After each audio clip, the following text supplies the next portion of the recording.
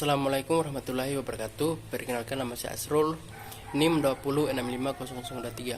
Pada video kali ini saya akan mereview materi tentang analisis modeling. Baik, langsung saja.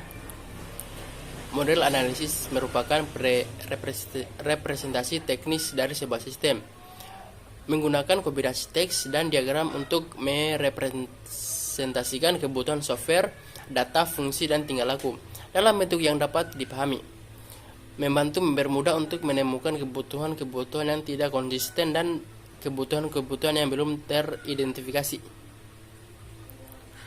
Menggunakan dua pendekatan secara umum, yaitu pendekatan terstruktur dan pendekatan berorientasi objek.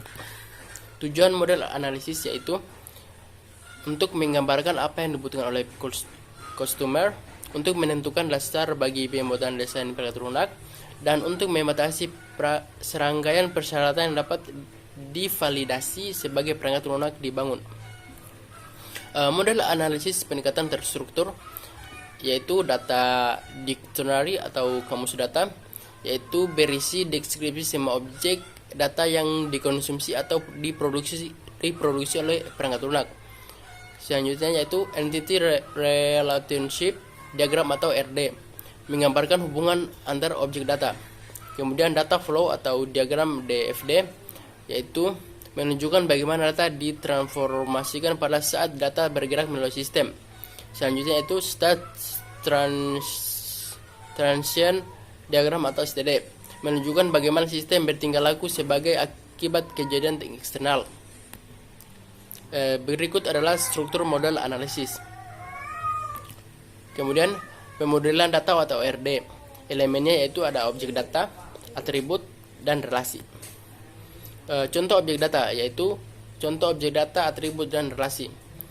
Di mana untuk objeknya itu adalah manusia, kemudian atributnya itu adalah nama, address, age, delivery license number. Kemudian untuk relationship-nya itu adalah owns, kemudian make model ID number, body type, dan color. Pemodelan data atau RD, cardinality-nya yaitu menggambarkan jumlah entity yang dapat dihubungkan dengan entity yang lain melalui relasi, seperti one to one atau 1:1, 2 one to many atau 1:m, atau many to many atau n/m. Pemodelan fungsional dan aliran informasi atau DFD, yaitu menunjukkan hubungan antar external entities, proses, data item, dan data store.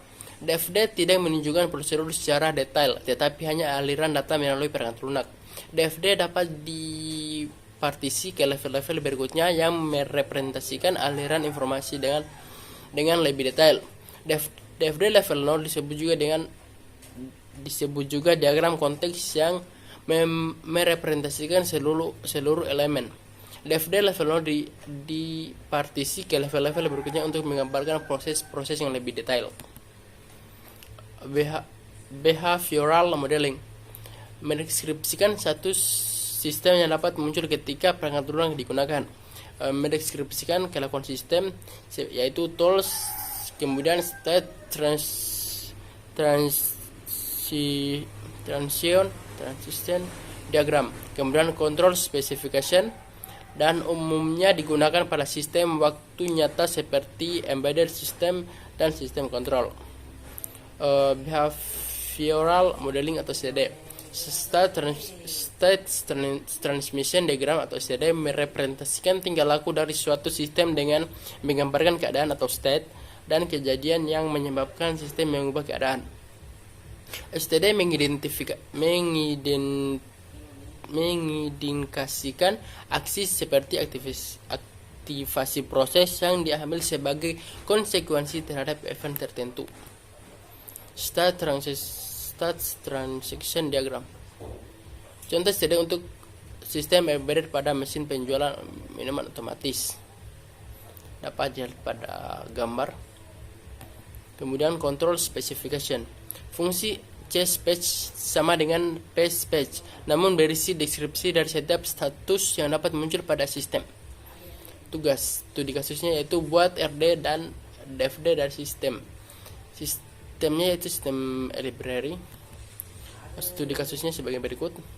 Di sini saya mengambil contoh pemesanan buku, di mana ada anggota mempunyai obrolan, kemudian ada melakukan yaitu download, kemudian memiliki itu ada buku, jurnal dan karya ilmiah. Kemudian untuk obrolannya di sini mempunyai dan pengarang. Sekian materi dari saya. Saya akhiri dengan ucapan wabillahi taufiq wal hidayah. Wassalamualaikum warahmatullahi wabarakatuh.